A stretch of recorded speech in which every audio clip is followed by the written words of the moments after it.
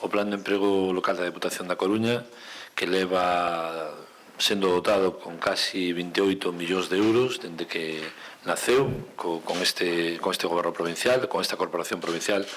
dado que é aprobado sempre por unanimidade por todos os grupos, por tanto é un logro de cada un dos grupos con presenza na corporación. Supón, aparte desos 30 millóns de euros, que este ano poñamos inicialmente en circulación para apoio ao emprego outros 7 millóns de euros,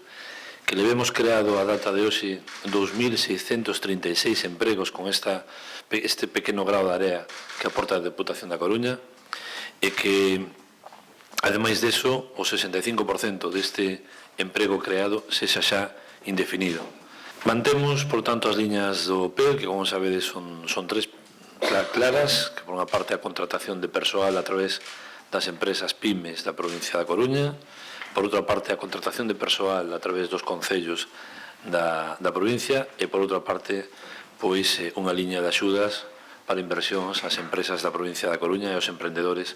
da provincia da Coruña. Priorizar a contratación de mulleres, priorizar a contratación de parados de longa duración e, sobre todo, que as iniciativas de emprego señan vinculadas ao mundo rural. Entendemos que esta debe ser un grado de área permanente, nunca debemos de baixar a garda en canto á creación de emprego e de actividade na provincia da Coruña.